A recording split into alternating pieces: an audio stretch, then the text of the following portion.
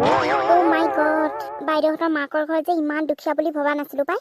ইমান এক্সাইটেড হৈ আছিলোঁ তাহাঁতৰ ঘৰলৈ যাবলৈ। বাইদেৱে কৈছিলে বাৰু আমাৰ ঘৰখন ইমান ধনী নহয় অমুক তমুক বুলি, কিন্তু হ'লেও যে ইমানো দুখীয়া হ'ব বুলি ভবা নাছিলোঁ দেই।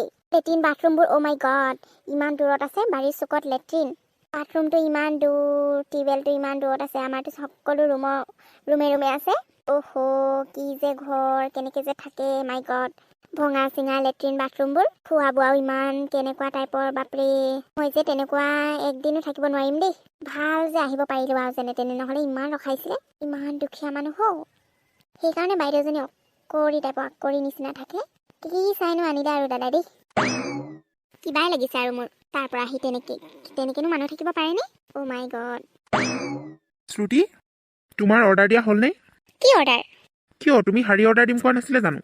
অ' মই যে কৈ পেলাই সেই পাহৰিয়ে গ'লো নহয়। থেংক গড তুমি যে মনত পেলাই দিলা মোক। বৌহঁতৰ ঘৰত গৈ কেনেকুৱা লাগিলে?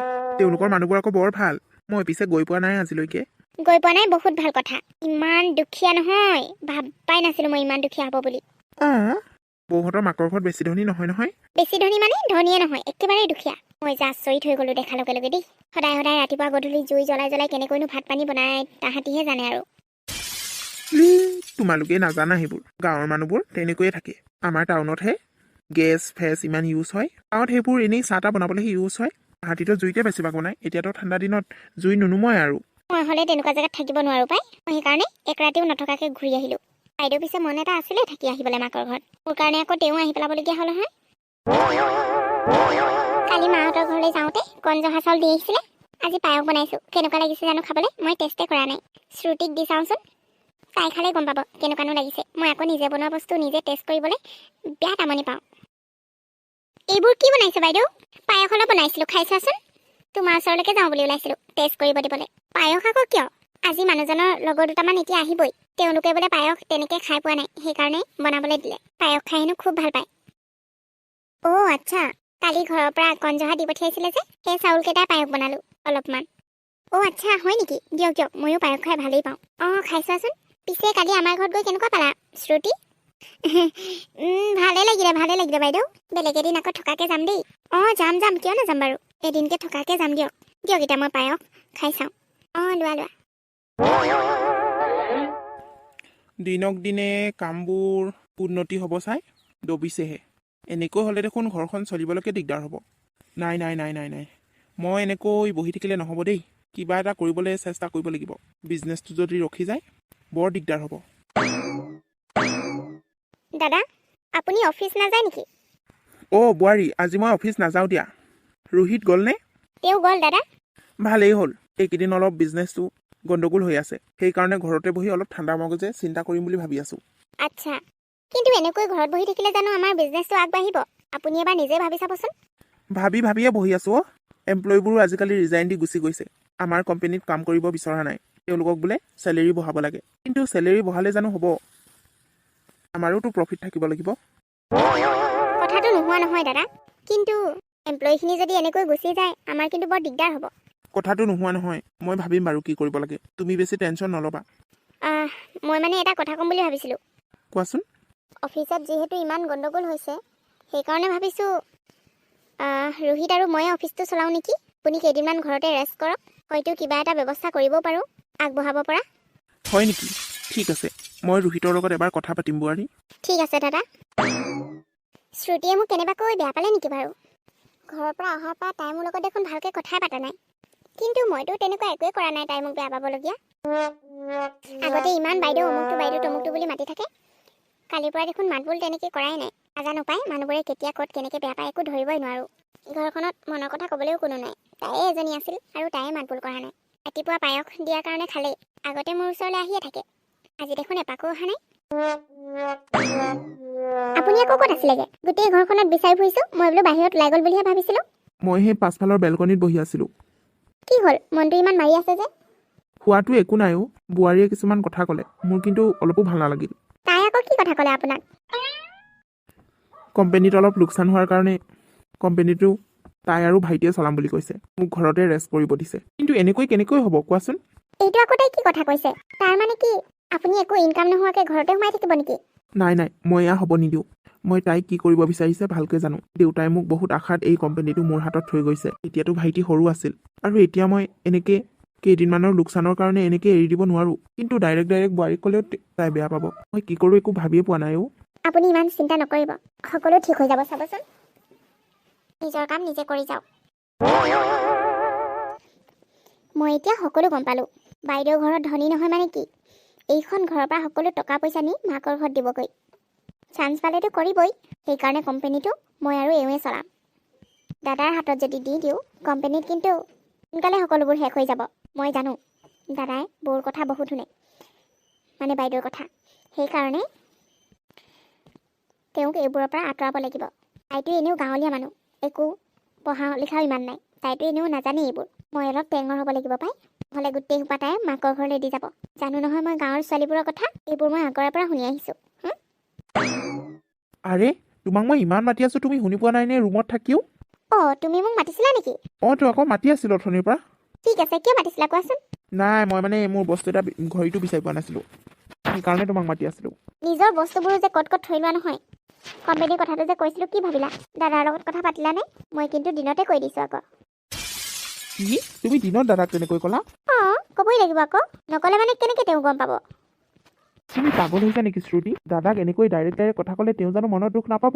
বেয়া পাবলগীয়া আকৌ কিটো আছে? তুমি যিটো ক'বা মইতো সেইটোৱে কৈছোঁ, কিন্তু তোমাৰ লগত এবাৰ কথা পাতিম বুলি ক'লে। দাদাই মই সৰু থাকোঁতেই তেতিয়াৰ পৰা কোম্পানীটো চলাই আহিছে। তেওঁ ফটককৈ এনেকৈ কৈ দিলে কেনেকৈ হ'ব কোৱাচোন? লাহে লাহে মই সকলোবোৰ ঠিক কৰি দিম নহয়। তুমি ইমান উদ্ধাটো কিয় খাইছা? মই উধাটো খোৱা নাই ৰোহিত। মই চিন্তা কৰিছোঁ ঘৰখনৰ কাৰণে। দেখিছা নহয় বাইদেউৰ চাল চলনবোৰ। তাই সদায় মাকৰ ঘৰ ফাললৈ টানে। এনেকৈ হ'লে কেনেকৈ হ'ব কোৱাচোন? তুমি অলপ বেছিয়ে চিন্তা কৰিছা শ্ৰুতি। তাই তেনেকুৱা একো নকৰে বৌৱে। তুমি তেনেকৈ নক'বা। কোন কি ভাবি আছে আমি কেনেকৈ গম পাম কোৱাচোন? সেইকাৰণে নিজৰ ব্যৱস্থা নিজে ল'ব লাগে। কথাবোৰ ক'বলৈহে সহজ শ্ৰুতি, কৰিবলৈ কিন্তু বহুত টান। মই জানো দাদাই এইটো কথাত কেতিয়াও সন্মতি নিদিয়ে। তেওঁ কাম নকৰাকৈ কেতিয়াও ঘৰত সোমাই থকা মানুহ নহয়। কিন্তু তুমি কি ভাবিছা? তুমি আৰু মই অকলে কোম্পানীটো চলাব পাৰিম বুলি ভাবিছা নেকি? কোম্পানীৰ কাম মানে কিমান ষ্ট্ৰেছ। তুমি এনেই ঘৰত বহি থকাৰ কাৰণেহে তোমাৰ অনুভৱ হৈছে কৰিব পাৰিম বুলি। পাছত কিন্তু তুমি নিজে আমনি পাবা। পাছৰ কথা পাছত হৈ থাকিব ৰোহিত। বৰ্তমানটো তুমি ঠিক কৰি ল'ব বিচাৰাচোন। দাদাৰ কথা ভাবিলেই নহ'ব নহয় অকল, আমাৰ নিজৰ কথাওতো ভাবিব লাগিব। তুমি যি ভাল দেখিছা তাকেই কৰা। তাৰ কাৰণে তুমি এবাৰ দাদাৰ লগত কথা পাতিবা। বাৰু, চাম মই। তাহাঁতি দুয়োটাই যদি কোম্পানীটো চলাওঁ বুলি কৈছে, আপুনি দি দিলে হয় দেখোন। পাছত নিজেই গম পাব আপুনি যে কিমান কষ্ট কৰি সেই কোম্পানীটো ইমানখিনি পৰ্যায় পোৱাইছেগৈ। মই কোম্পানীটো তাহাঁতক চলাবলৈ দিবলৈ অলপো বেয়া পোৱা নাই, কিন্তু মোৰ ভয় লাগিছে। কাৰণ ৰোহিতে ইমান নোৱাৰে। বোৱাৰীয়ে জানো নতুনকৈ গৈ কিবা এটা কৰিব পাৰিব জানো? মোৰ তাতহে ভয় হৈছে। যদি কিবা এটা কৰিব নোৱাৰে তেনেহ'লে আৰু দবি যাব। আচলতে কোম্পানীটো মোৰ কাৰণে নহয়ও। কোম্পানীত কেতিয়াবা এনেকুৱা হয়েই, কিন্তু বোৱাৰীয়ে ভাবিছে মোৰ কাৰণে এনেকুৱা হৈছে বুলি। তাহাঁতি মোতকৈ বেছিকৈ পঢ়া শুনা হ'ব পাৰে, কিন্তু কোম্পানীটো যিহেতু মই সৰুৰ পৰা তাত আছোঁ, গতিকে এক্সপিৰিয়েঞ্চ মোৰহে বেছি আছে। সেইটো জানো এতিয়া বুজাব পাৰিব আপুনি? সেইকাৰণে কৈছোঁ তেওঁলোকক কাম কৰিবলৈ এৰি দিয়ক। এদিন নিজে গম পাব যে কোম্পানী এটা চলোৱাটো ইমান সহজ কথা নহয় বুলি। তুমি ঠিকে কৈছা। ঘৰখনৰ শান্তিৰ কাৰণে ইমানখিনি কৰিবই লাগিব। ইমান টেনশ্যন নহয় অফিচৰ কামবোৰ। ইফালৰ পৰা সিফালে কোনফালে মিলাম। দাদাই কেনেকৈ কৰে দাদাইহে জানে আৰু। এই ৰোহিতটো যে একোৱে বুজি নাপায়। ইমান দিন অফিচত কাম কৰিও আজিলৈকে একদম ভালকৈ কাম এটা কৰিব নোৱাৰে। কি যে হ'ব নহয় ইয়াৰ। শ্ৰুতি? বাইদেউ, অফিচৰ পৰা কেতিয়া আহিলা? অলপ আগতে আহিলোঁ। মই বোলো নাই অহা বুলিহে ভাবিছিলোঁ। সদায় মাত দিয়া, আজি মাত এষাৰো নিদিলা যে। কি ক'ব বাইদেউ, অফিচৰ কামবোৰ ইমান ষ্ট্ৰেছ নহয়, কি ক'ম আৰু। এইফালে আহি কিনে খন্তেক মাথাটো ঠাণ্ডা কৰিছোঁ, নহ'লে ইমান টেনশ্যন হৈ যায় নহয়। হয় নেকি? বাৰু, তুমি চিন্তা নকৰিবা। ঘৰৰ কামবোৰৰ কথা চিন্তা কৰিব নালাগে। মই আছোঁ নহয়, তুমি আৰাম কৰা। মই তোমাৰ কাৰণে খোৱাৰ যোগাৰ কৰিছোঁ। ঠিক আছে বাইদেউ। শ্ৰুতিক কেনেকৈ বুজাওঁ একো ভাবিয়ে পোৱা নাই। দাদাৰ অবিহনে যে কিমান কষ্ট হৈছে অফিচটো চলোৱাৰ, নাজানো তাই অনুভৱ কৰিছে নে নাই। মই কিন্তু ভালকৈয়ে অনুভৱ কৰিছোঁ। তাই এতিয়া কেতিয়ালৈ এবাৰ বুজি পাব? তাইৰ ওচৰত আৰু বেছি কথা ক'ব গ'লেও গালিহে খাবলগীয়া হয়। তাই যেতিয়ালৈকে বুজি নাপায় তেতিয়ালৈকে মই কষ্ট কৰিয়ে কাম কৰি থাকিব লাগিব। ৰোহিত, তোমাৰ জানো ভাগৰ লগা নাই? খন্তেক শুই ল'ব নোৱাৰা জানো? নাই, ইমান সোনকালে নুশু। ডিনাৰ কৰি হৈছেহে এতিয়া। পিছে কিবা এটা ভাবি থকা যেন লাগিছে। নাই কি ভাবিমনো। মই কিন্তু কিবা এটা ভাবিছোঁ। তুমি কি ভাবিছা? ৰোহিত, মোৰ সিদ্ধান্ত ভুল আছিল জানা। মই কেতিয়াও অফিচটো অকলে চম্ভালিম বুলি ভাবিবই নালাগিছিল। মিছাতে দাদাকো মনত কষ্ট দিয়া হ'ল। এতিয়াহে অনুভৱ কৰিছোঁ দাদাৰ অবিহনে যে অফিচৰ কাম একোৱেই সম্ভৱ নহয়। তোমাকহে বেছি টেনশ্যন দিয়া হৈছে মোৰ। বেছি কষ্ট পাইছা ন মোৰ কাৰণে? দাদাৰ অভাৱটো অনুভৱ কৰিছোঁ, হ'লেও তোমাৰ কাৰণে ইমানখিনি কৰিব পাৰোঁ দিয়া। মই বুজিছোঁ ৰোহিত, কিন্তু মই এতিয়া নিজে দাদাৰ ওচৰত ক্ষমা খুজিম আৰু তেওঁক অফিচলৈ যাবলৈ অনুৰোধ কৰিম। তুমি সঁচা কৈছা শ্ৰুতি? অঁ ৰোহিত, মই সঁচা কৈছোঁ। ঠিক আছে তেনেহ'লে, এতিয়া আৰু মোৰ চিন্তা নাই। দাদা আৰু মই একেলগে কাম কৰিব পাৰিম। বাৰু সেইবোৰ বাদ দিয়া, এতিয়া শুই থাকা। দাদাৰ লগত কাইলৈ কথা পাতিম আৰু।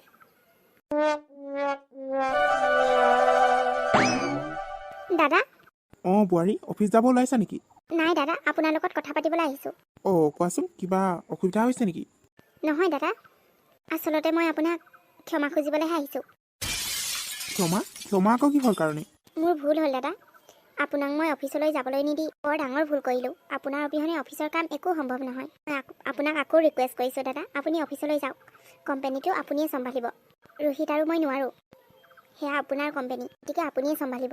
এতিয়াহে গম পাইছোঁ এটা কোম্পানী চলোৱাটো কিমান কঠিন। আপুনি যেতিয়া কামবোৰ কৰি আছিল বহুত সহজ নিচিনা লাগিছিল। এতিয়া নিজে কৰিব ল'লোঁ, তেতিয়াহে গম পালোঁ। পাৰিলে মোক ক্ষমা কৰি দিব দাদা। হ'ব হ'ব শ্ৰুতি, তোমাক মই একোৱেই বেয়া পোৱা নাই। আচলতে মানুহে যিকোনো কাম কৰিবলৈ এনেকৈ সাহস কৰিব লাগে। তুমি ঘৰত এনেই থাকিব নালাগে। অফিচত কামলৈ গ'লা যেতিয়া, এতিয়া আমি সকলোৱে মিলি কাম কৰিম। তুমি, মই, ৰোহিত তিনিওজনে মিলি কাম কৰিলেহে আৰু বেছি ভাল ইনকাম হ'ব। বুজিলা নহয়? ঠিক আছে দাদা, আপুনি যেনেকৈ সিদ্ধান্ত লয় মই তাকেই মানি ল'ম।